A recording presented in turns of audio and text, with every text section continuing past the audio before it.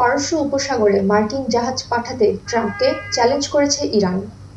সোমবার ১৬ মার্চ ইরানের ইসলামী বিপ্লবী গার্ড কর্পস (আইআরজিসি) এর মুখপাত্র ব্রিগেডিয়ার জেনারেল আলী মোহাম্মদ নাইনি এক বিবৃতিতে বলেন, মার্কিন প্রেসিডেন্ট যদি সত্যিই মনে করেন তিনি ইরানের নৌবাহিনীকে নিশ্চিত করে দিয়েছেন, তবে তিনি যেন সাহস করে পারস্য উপসাগরীয় অঞ্চলে জাহাজগুলো পাঠান। নাইনি স্পষ্ট করে জানিয়ে দিয়েছেন যে কৌশলগতভাবে গুরুত্বপূর্ণ হরমুজ প্রণালী এখন সম্পূর্ণভাবে আইআরজিসি নৌবাহিনীর নিয়ন্ত্রণে এবং এই জলপথের ওপর ইরানের সম্পূর্ণ সার্বভৌমত্ব বজায় রয়েছে। তিনি আরও উল্লেখ করেন যে শত্রুপক্ষ যতক্ষণ পর্যন্ত ইরানের সামরিক ও সামাজিক প্রতিরক্ষা শক্তিকে স্বীকৃতি না দেবে ততক্ষণ এই যুদ্ধ শেষ হবে না। আক্রমণকারীকে উপযুক্ত শাস্তি প্রদান এবং শত্রুর ওপর বিধ্বংসী হামলা অব্যাহত রাখাই এখন তেহরানের মূল লক্ষ্য। ইরানের কঠোর হামলা অব্যাহত রাখতে ট্রাম্পকে আহ্বান সৌদি আরবের।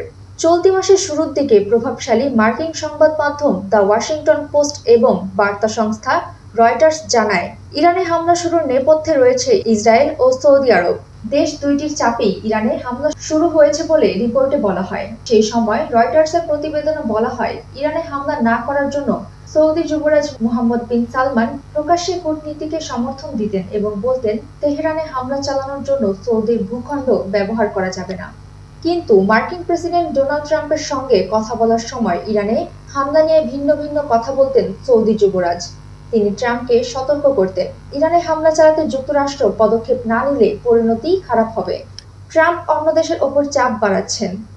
ডয়চে ভেলের খবর হলো, হরমুজ প্রণালী দিয়ে তেলবাহী জাহাজের চলাচল নিশ্চিত করতে একাধিক দেশকে উদ্যোগ নিতে বলেছিলেন মার্কিন প্রেসিডেন্ট ডোনাল্ড ট্রাম্প। সেই ডাকে খুব একটা সাড়া মেলেনি। তবে রোববার সুর চড়া করেছেন ট্রাম্প। ফিনান্সিয়াল টাইমসকে দেওয়া এক সাক্ষাৎকারে ট্রাম্প বলেন, এই প্রণালী সুগম করতে সাহায্য না করলে ন্যাটোর সামরিক জোটের ফল খুব খারাপ ভবিষ্যতের দিকে যেতে পারে। চীনের বিরুদ্ধেও কড়া বার্তা দিয়েছেন মার্কিন প্রেসিডেন্ট। চলতি মাসের শেষের দিকে চীনের প্রেসিডেন্ট শি জিনপিংয়ের সঙ্গে বৈঠক হওয়ার কথা ট্রাম্পের। হরমুজ প্রণালীর বিষয়ে যুক্তরাষ্ট্রকে সাহায্য না করলে সেই বৈঠক পিছিয়ে দেওয়ার হুমকি দিয়েছেন ট্রাম্প।